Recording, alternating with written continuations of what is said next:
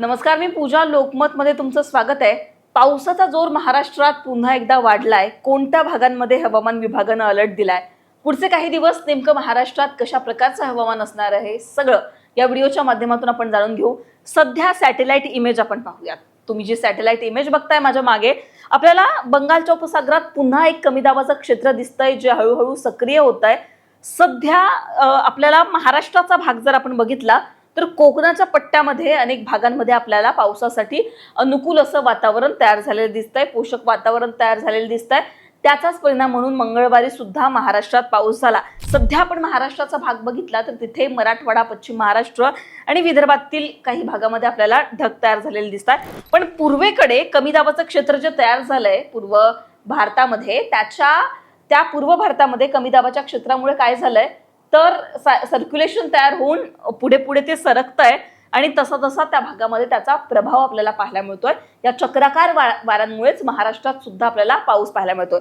GFS model मी तुम्हाला दाखवते, त्यावरून आपल्याला कळेल की नेमकी काय परिस्थिती आहे सध्या. आता इथे बघा, हा ब्ल्यू कलर तुम्हाला दिसतोय म्हणजे तिथे पाऊस पडतोय. कोकणाचा सगळा पट्टा, इकडे कमी दाबाचं क्षेत्र हळूहळू सक्रिय होतंय. त्याचा परिणाम आपल्याला पुढचे काही दिवस पाहायला मिळेलच. बाकी फार मोठा पाऊस कुठे आहे असं चित्र सध्या तरी आपल्याला पाहायला मिळत नाहीये.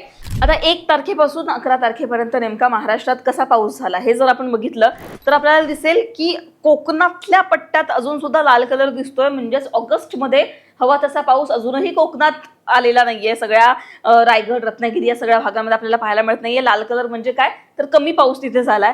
आपल्याला हा जो ब्ल्यू कलर दिसतोय सातारा, तिथे आपल्याला दिसतोय सरासरीपेक्षा जास्त पाऊस. ब्ल्यू कलर म्हणजे सरासरीपेक्षा जास्त पाऊस आणि येलो कलर म्हणजे काय तर तिथे सुद्धा आपल्याला कमी पाऊस झालेला पाहायला मिळतोय. लाल आणि येलो कलर म्हणजे काय, तिथे कमी पाऊस झालाय. हिरवा कलर म्हणजे तिथे ऍव्हरेज मध्ये पाऊस झालाय, नॉर्मल पाऊस आहे. जळगावमध्ये नॉर्मल पाऊस झालाय, धुळ्यात नॉर्मल पाऊस झाला, इकडे पुण्यात नॉर्मल पाऊस झाला आणि तो एक विदर्भातील आपण जर बघितलं गोंदियामध्ये नॉर्मल पाऊस झालाय. बाकी सगळ्याच ठिकाणी उत्तर महाराष्ट्र, विदर्भ, पश्चिम महाराष्ट्र, कोकण या सगळ्या भागांमध्ये ऑगस्टमध्ये हवा तसा पाऊस झालेला नाहीये. या 11 दिवसांमध्ये अशीच परिस्थिती पाहायला मिळते. याचं कारण काय तर अल निनो याचं सगळ्यात मोठं कारण समजलं जात आहे. चीनमध्ये जे चक्रीवादळ तयार झालं ते चक्रीवादळ पाऊस खेचतंय भारतातला असं सुद्धा बोललं गेलं. पण ही परिस्थिती आणखीन किती दिवस असणार आहे? अतिमुसळधार पाऊस आपल्याला पाहायला मिळणार आहे का ऑगस्टमध्ये? तर कमी दाबाचे क्षेत्र तयार होण्याची शक्यता फार कमी आहे.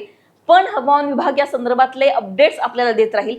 सध्या नेमकी काय परिस्थिती असणार आहे, अलर्ट नेमके काय आहेत हवामान विभागाने दिलेले ते मी तुम्हाला सांगते. त्यावरून आपल्याला क्लिअर होईल की नेमकी काय परिस्थिती असणार आहे. 12 तारखेचा अंदाज जर तुम्ही बघितला, पुणे, रायगड, साताऱ्याचा घाट परिसर ऑरेंज अलर्ट आहे. मुसळधार पाऊस या भागांमध्ये होईल. दुसरीकडे नाशिक, पालघर, ठाणे, रत्नागिरी, सिंधुदुर्ग, कोल्हापूरचा घाट परिसर येलो अलर्ट आहे. हलक्या ते मध्यम स्वरूपाचा पाऊस. विदर्भातील सगळ्याच जिल्ह्यांमध्ये जवळपास हलक्या ते मध्यम स्वरूपाचा पाऊस. मराठवाडा, उत्तर महाराष्ट्रात 12 तारखेला पावसाची शक्यता वर्तवलेली नाहीये. 13 तारखेचा अंदाज जर आपण बघितला, तिथे सुद्धा आपल्याला दिसतंय की मुसळधार पाऊस कुठेच नाहीये. फक्त येलो अलर्ट आहे, म्हणजेच हलका ते मध्यम पाऊस असणार आहे. कुठे असणार आहे? नाशिक, ठाणे, रायगड, पुणे, रत्नागिरी, सिंधुदुर्ग, विदर्भामध्ये गोंदिया, गडचिरोली इथे हलका ते मध्यम पाऊस असणार आहे. बाकी उर्वरित भागांचा जर आपण विचार केला तर तिथे अशी परिस्थिती आहे की अजून सुद्धा तिथे आपल्याला पाऊस नाही पाहायला मिळणार आहे. 14-15 तारखेचा अंदाज बघितला, पुण्यात पुन्हा पुणे आणि साताऱ्याचा घाट परिसर ऑरेंज अलर्ट आहे. मुसळधार पाऊस असेल. कारण आपण जर बघितलं तर जे वारे येत आहेत, चक्राकार वारे, त्या वाऱ्यांमुळे हे पावसाचं वातावरण तयार झालंय मोठ्या प्रमाणात. ठाणे, रायगड, रत्नागिरी, सिंधुदुर्ग हलका ते मध्यम पाऊस. गोंदिया, भंडारा, गडचिरोली, चंद्रपूर इथे सुद्धा हलका ते मध्यम पाऊस असणार आहे. 15 तारखेचा अंदाज जर आपण बघितला तर 15 तारखेला आपल्याला दिसतंय विदर्भातील जिल्हे नागपूर, गोंदिया, चंद्रपूर, गडचिरोली, पुणे, रत्नागिरी या सगळ्या भागांमध्ये, काही कोकणातील जिल्हे, विदर्भातील जिल्हे हलका ते मध्यम पाऊस असणार आहे. हे 4 ते 5 दिवसांचं हवामान होतं आणि आपल्याला काय दिसलं तर कोकणात थोडाफार पाऊस असेल, विदर्भात पाऊस असेल 2-3 दिवसानंतर. मराठवाडा, उत्तर महाराष्ट्रात ग्रीन अलर्ट आहे, तिथे कुठेच पाऊस नसणार आहे. पण हवामान विभागानं या आधी सांगितलं होतं की पुढचे काही दिवस पाऊस नाही पडणार. मुंबईत जोरदार पाऊस झाला. अर्थात एवढ्या मोठ्या हालचाली आपल्याला पाहायला मिळत आहेत बंगालच्या उपसागरामध्ये की हे जे प्रेडिक्शन्स आहेत हवामानाचे ते सुद्धा आपल्याला अनेक वेळा फेल ठरलेले पाहायला मिळतात. सध्या हवामान विभागानं काय सांगितलंय तर एक कमी दाबाचं क्षेत्र बंगालच्या उपसागरात तयार होत आहे आणि त्या चक्राकार वाऱ्यांमुळे सध्या महाराष्ट्रातील अनेक भागांमध्ये पाऊस पडतोय. ऑगस्ट महिन्याच्या 15 दिवसांमध्ये जर आपण विचार केला तर पाऊस अतिमुसळधार कुठेच दिसणार नाहीये. 20 ऑगस्ट नंतर पावसाचा जोर वाढू शकतो, तेव्हा कुठेतरी अतिमुसळधार पाऊस पडेल, कंटिन्यू पाऊस पडेल अशी परिस्थिती असू शकते. अर्थात हे फक्त अंदाज आहेत. पुढे जाऊन हवामान विभाग जे अंदाज देईल ते आम्ही तुमच्यापर्यंत पोहोचूच. पण सध्या तुम्हाला आणखीन काही प्रश्न असतील तर ते कमेंटमध्ये सांगा. तुमच्या भागात सध्या काय परिस्थिती आहे, तुम्ही हा व्हिडिओ कुठून बघताय ते सुद्धा कमेंटमध्ये सांगायला विसरू नका.